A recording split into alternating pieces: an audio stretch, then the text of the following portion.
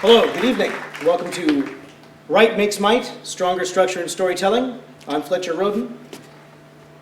We're going to be covering the three-act structure, scene and sequel structure, and the use of a single protagonist. But before we do that, you're probably wondering who I am. That's me. A little more on my background. Honestly, though, I'm a produced film writer, story by Stump the Band, Boathouse Studios. I wrote a couple of books. These are both available on Trafford.com.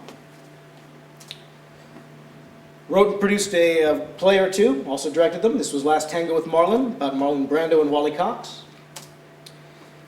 Got some pretty good reviews, fairly happy with those. Before we get any further, a disclaimer.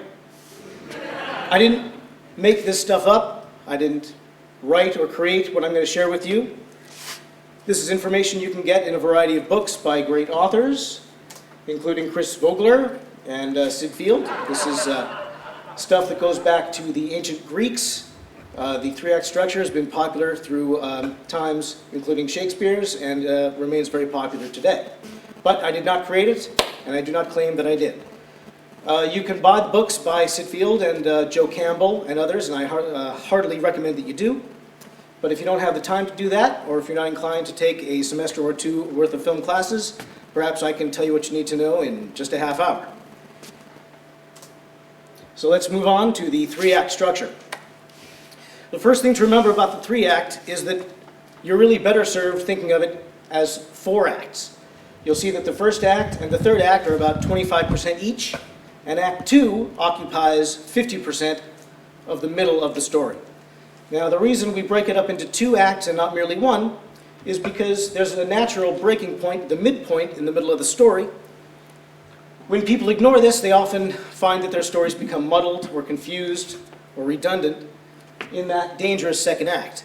So, treating the middle point as a separation between Act 2A and Act 2B will ensure that your story moves forward and doesn't get lost in that dangerous, tricky, very big second act. The acts are propelled forward by plot points. Let's discuss those. The plot points move the story forward, but also in a slightly different direction than they were moving before, and hopefully they increase the dramatic tension of the arc, so that not only are things moving forward, but they're getting more and more dire, more and more desperate. It's good to keep things moving forward in this way such that physically things could not happen in a previous act. Physically, nothing should be able to happen in Act 2B that could have happened in Act 2A. If you use every plot point to change the complexion of the forward movement of the drama, you won't have a sort of interchangeability of scenes in acts, which you should not have.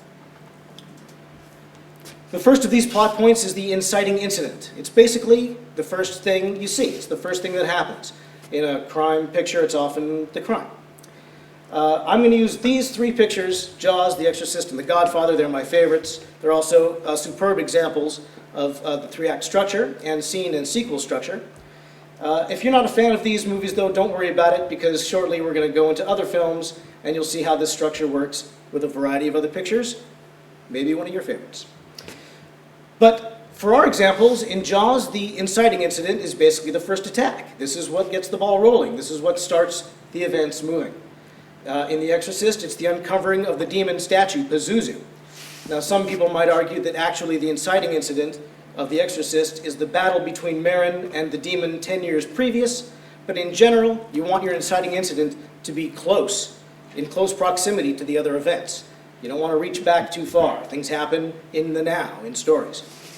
The Godfather starts off, the inciting incident is Michael's return to the family for the wedding. He's in their proximity physically. He has not joined their criminal activities yet, but he is back amongst them, and this is the incident that starts the ball rolling. At the end of Act 1, we come to the plot point 1, which is also called the plot point at the end of Act 1. Don't be confused when you think of the inciting incident as a plot point, and this actually as a second plot point. They call it plot point 1. It is designated as a plot point, and it is generically a plot point. In Jaws, the second attack is the plot point at the end of Act 1. it changes the complexion of the action. The first attack starts the town in a mindset of denial. The mayor's denying it, the townspeople are denying it, they're covering it up.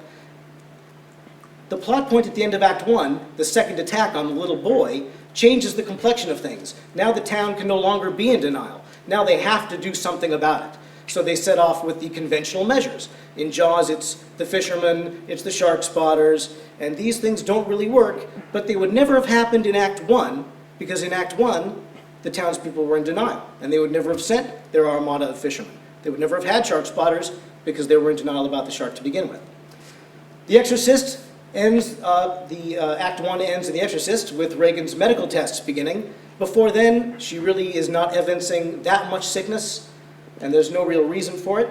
In The Godfather, the great plot point at the end of Act 1 in The Godfather is when Michael joins Don Vito in the hospital.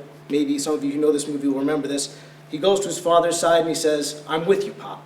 I'm with you." And this is the moment where he aligns himself with the family business. Not merely has he rejoined them physically, but now he has rejoined their business. He is part and parcel, heart and soul, aligning himself with the family that before he said he was not a part of. So this is a significant moment for change for Michael Corleone.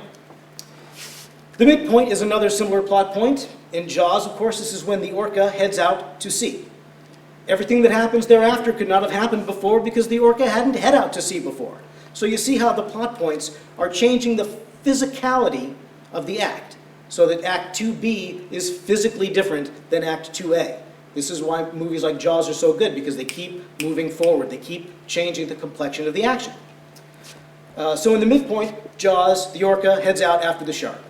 The Exorcist, Damien agrees to help Regan to investigate Regan's so-called possession. In The Exorcist, the first half of the movie, we really don't see very much of Damien Karras because he really has not agreed to participate. They haven't gotten to the point where they feel that Regan needs an exorcism. They exhaust first their conventional means. In The Godfather, Michael assassinates some of the family enemies and is sent off to Sicily. The plot point in the middle of The Godfather is Michael's return from Sicily when he takes over the mantle of leading the family. He's not yet Godfather, but he is, under his father's tutelage, assuming leadership of the family.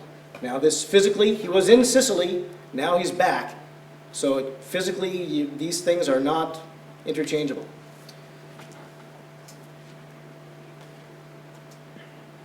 The plot point at the end of Act 2 is similar to the other plot points. It moves the action forward in a new direction.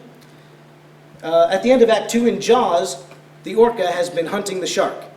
But the shark turns the tables and cripples the boat, and at the end of Act 2, that boat is dead in the water. Now they're being hunted by the shark. So things have changed considerably. In The Exorcist, the church has decided that Regan does in fact warrant an exorcism at the end of Act 2, and they send in Father Merrin and Karras go to battle against the demon in Act 3, and this is dictated by the plot point at the end of Act 2. In The Godfather, Don Vito Corleone dies in the end of Act 2, and his death puts Michael not only fully in charge of the family, but also he becomes the target for assassination, which he was not a target of assassination before Don Vito dies. That's why the plot point has lurched the action forward in a new direction. Now Michael must defeat his enemies or be killed by them, and this was not the case before. Plot point at the end of Act 2.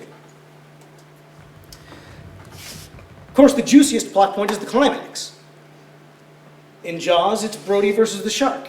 A little bit about Joe Campbell here and his Hero of a Thousand Faces. This is very similar to the hero's journey.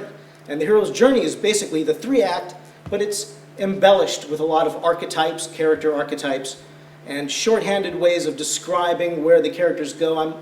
I'm leaving that out because that's its own lecture. But basically, in Jaws, Brody loses his allies. He loses Quint and he loses Hooper, and he must do battle with the shark one-on-one. That's the climax. Similar thing with The Exorcist. Damien has lost his mentor, Father Merrin. He's all alone against the demon, and it's one-on-one. The Godfather, well, Michael has also lost his mentor, Don Vito, and it's up to him to orchestrate the killing of his enemies before they do likewise unto him. This is the climax. The denouement, which is sometimes called the denouement. This is basically the winding down. This is where things are relaxing. Jaws, the shark's blown up, this is the swim home. In The Exorcist, this is the morning after. The exorcism is done, little Reagan sees the priest, she kisses him, it's nice. Godfather, of course, Michael has destroyed his enemies, he assumes the role, not only of head of the family, of Don, but also of Godfather. He takes his father's place in the study. His struggle is over, and his fate is sealed. All right, now I promised we'd do some other films in case you guys are such Jaws heads like I am. Raiders of the Lost Ark, very popular film. The inciting incident is when the army comes to ask Indy for help. Of course, before then, there's no adventure. The plot point at the end of Act 1 is when Indy and Marion have the medallion, and they set off to get the Ark. Now, if you know this movie, you'll know that they have to have the medallion first. That's Act 1. Once they have the medallion, physically new challenge, they move onward. The midpoint is when Indy finds and then loses the Ark. The plot point at the end of Act 2 is when Indy is captured, because now it's not merely finding the Ark, but surviving with his life. And the climax of this film is the ceremony where they're tied to the stake, and Indy, knowing his biblical facts, tells Marion not to open her eyes, and so they avoid being melted. And the denouement is that the Ark is re-lost purposefully by the government in sort of a clever twist. That's one of the great denouements in film, I think. Thelma and Louise. You guys probably know this film very well. The inciting incident, of course, is when they leave for their trip. Nothing would have happened without that. The plot point at the end of Act 1 is when they killed a rapist in the parking lot. Everything was just fine. Now they're in serious legal trouble. The midpoint is when they break up with the drifter. One of them breaks up with the drifter, and he winds up stealing their money. And that really changes the complexion of their situation. The plot point at the end of Act 2 is the grocery store robbery. Now, not only are they merely housewives on a kind of a weird binge bender sort of a thing, but now they're criminals. They're armed criminals, and they're on the run from the law. Not merely criminals by self-defense, which would have been a defensible, killing the rapist could have been a defensible crime, but now they are predatory criminals. The climax, of course, is when they're being chased down by the law, and the denouement is that great freeze frame at the end. The freeze frame is a popular denouement, by the way, because there's not much more that has to be said. They choose their style of personal freedom. The climax is passed. Their fate is sealed. The Unforgiven, great movie, Western. The inciting incident is, of course, when the whore is disfigured. The movie is a revenge story about avenging the disfigurement of the whore, and therefore the whore's disfigurement is the inciting incident. Plot point at the end of Act 1, Money and Ned head off to do the killing. In Act 1, they have to be persuaded to do it. Money is in retirement. He doesn't want any more killing. He's given up that life. But at the end of Act 1, that plot point is that he goes off for this one last and very just killing. The midpoint is when the two men arrive at Big Whiskey, which is the town where Little Bill is the patriarch. That's Gene Hackman's character. At the plot point at the end of Act 2 is when Money has learned of Ned's death at the hands of Little Bill, and he goes to avenge avenge Ned by killing Little Bill. Now he is not merely trying to avenge the disfigured whore, he is avenging his friend. The climax is, of course, Money versus Little Bill, and the denouement is Money rides off, having vanquished his foe. Great movie, Casablanca, the film of films. A superlative example of the three-act structure. The inciting incident, of course, is Rick gets the letters of transit from Ugarte, who's played by Peter Lorre. Without getting the letters of transit, he could never leave. He could never do anything he's about to do without getting those letters. Inciting incident. The plot point at the end of Act 1 is the arrival of Ilsa, his long-lost love. This changes everything for him because now he's no longer as concerned with himself, but his heartbreak now becomes uppermost in his mind. The midpoint is when he decides to escape with Ilsa. She has come to him saying, "You do the thinking for both of us," and he decides to set things in motion to make his escape with Ilsa. But the plot point of Act 2 is when he sets up Laszlo to be arrested, but during the arrest he changes his mind. He puts Captain Renault at the end of a gun, and he orchestrates a new plan, which is different than the plan he had before. Change of the dramatic thrust. The climax, of course, is well known to anybody who's ever even heard the word film. Rick sends Ilsa off at the airport, and the denouement, another one of the great denouements in film history, is Captain Renault and Rick going off together for more adventures. And that perfect line, I think this is the beginning of a beautiful friendship. A better denouement there could scarcely be. Now, between the plot points, there are scenes and sequels and transitions. Everything that you see in a story is either in a scene or a sequel or a transition. Dialogue happens in a scene or a sequel, or a transition, in fact. Flashbacks, probably in a sequel. Fist fight, probably in a scene. But everything, the basic building blocks of fiction are scene, sequel, and transition. If you're writing a book, don't think of it in chapters. If you're writing a story, don't think of it in acts. Think of it in scenes, sequels, and transitions. Scene structure. This is the way a scene is best structured. Now, you don't have to do it, but if you do it, you will find that your scenes inevitably are stronger and have greater forward thrust and keep your acts moving forward. Every scene has a goal, a conflict, and a disaster. When I say disaster, by the way, I don't mean that there's an earthquake, I don't mean that somebody's head explodes, I mean that the disaster is in correlation to the goal. It is the opposite of the goal. For example, in Jaws, Hooper goes down to the cage, in the cage into the water to kill the shark. His goal is to stab the shark in the mouth with this poison-tipped spear. That's his goal. The conflict is that the shark tears the cage to pieces. The disaster is that not only does he not kill the shark, but he also is helpless, he's without a weapon, he's pinned to the bottom of the ocean floor, and if the guys on the boat don't kill that shark, the shark is going to get him before he can get back. We know this. He's pinned under rocks, he's helpless. This is an eating machine. Goal, conflict, disaster.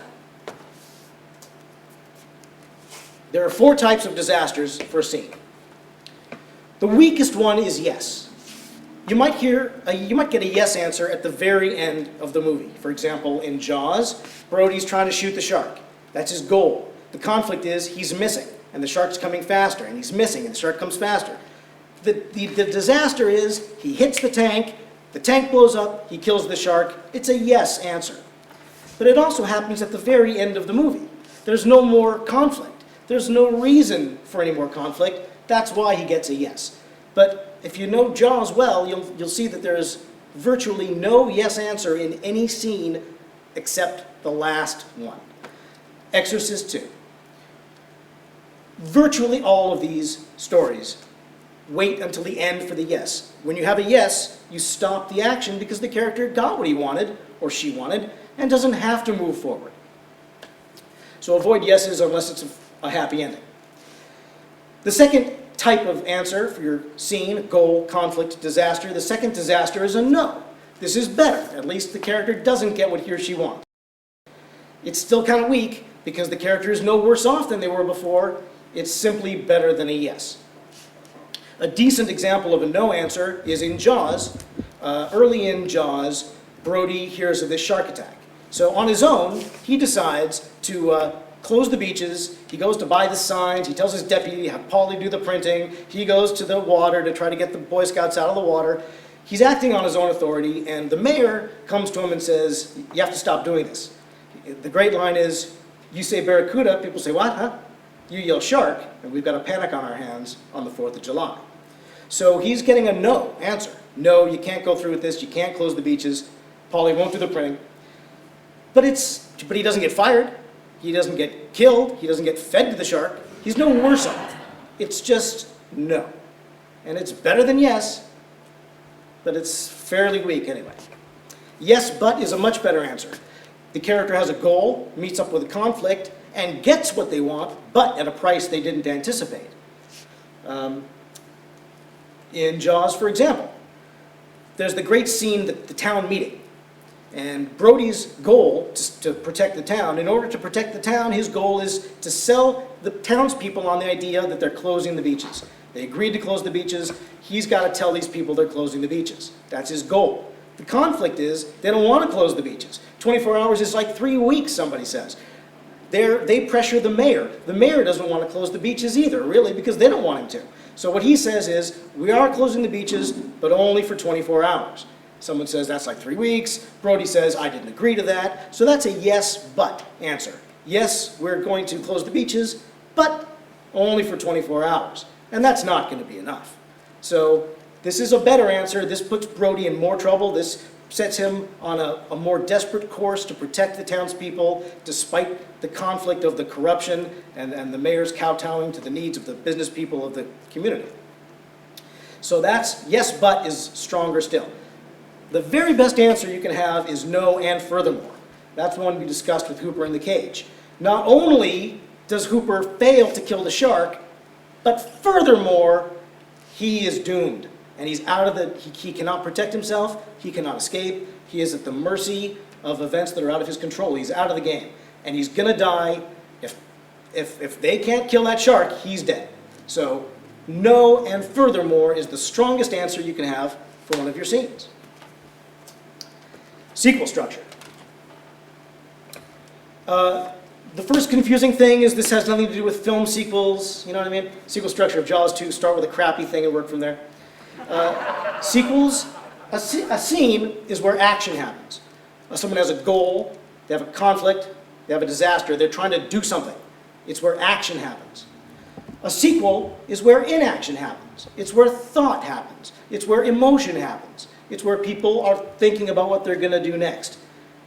Scene is where action happens. Sequel is where inaction happens. And they're structured emotion, thought, decision, action. Take, for example, in Jaws. There's a great scene where, toward the end of Act 1, or toward the end of Act 2, rather, Quint's new plan is to draw the shark into shallow waters and drown it. Because he's tried shooting it, he's tried barreling it, and he can't do it. So he even says, we're going to draw him into the shallow waters and drown him. He says that. The conflict is that instead of leading the shark into the waters, the shark is chasing them. And it makes Quint have to go faster and faster with that boat, and then he's running the engine too hard, and the other guys are telling him, don't run the engine too hard, and that offends his pride, so he runs it even harder because he's really afraid of the shark, which is chasing them, and one of the guys even says, oh my God, it's chasing us, I can't believe it, so that we know that they're being chased, and the disaster is that the orca busts its engine, and the thing is crippled, and it's lying crippled in the water. So no, not only did they not manage to draw the shark in and drown it, but furthermore, they're helpless, and they're crippled, and now the shark is going to come and eat them.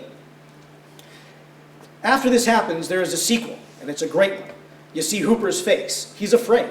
You see Brody. He's confused. You see Quint. He goes and looks at his boat. He's beaten. He knows it. He gets out the life jackets. He tosses the life jackets to the other guys.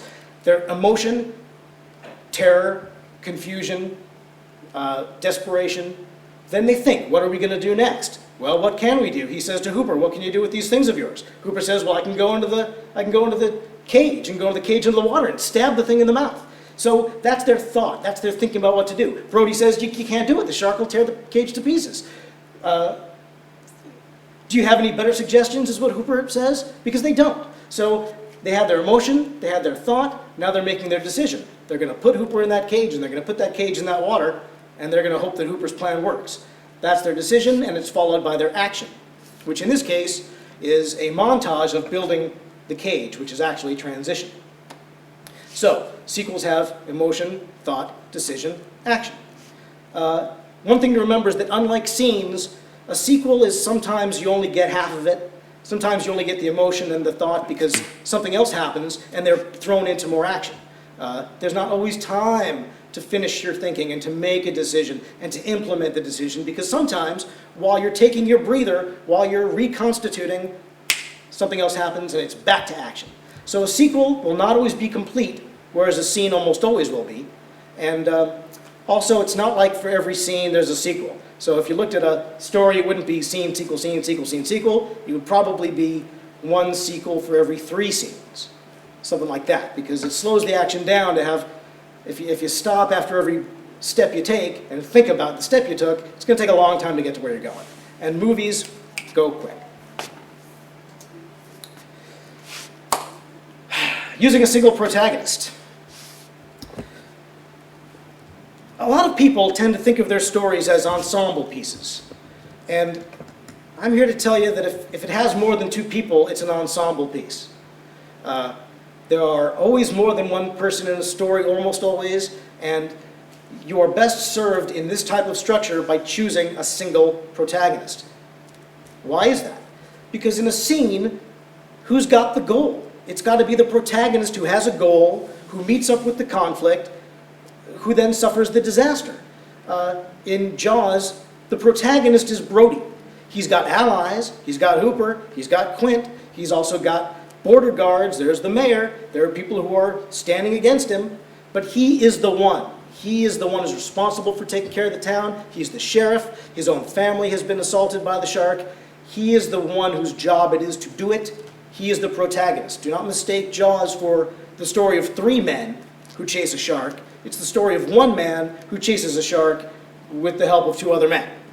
One protagonist. Michael Corleone in The Godfather. The Godfather is an epic by any measure.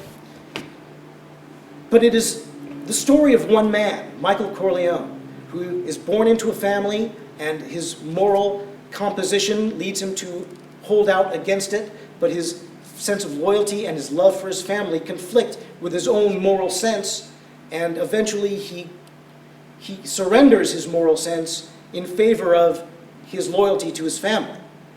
But it is the story of Michael Corleone. It's not the story of Vito Corleone, and it's not the story of Sonny Corleone.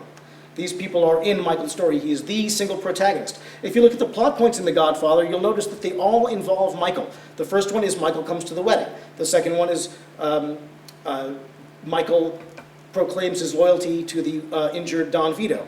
The middle point is when Michael comes home from Sicily. When Don Vito dies, it is Michael who is put in the crosshairs of his enemies. So it is Michael's story. Pick a protagonist and have your protagonist have the goal, meet with the conflict, suffer the disaster, lead the emotion, lead the thought, decision, action process. Single protagonist. Are there any questions? Excellent. That leaves me only to thank you very much for your time and attention. I wish you good writing. Good night.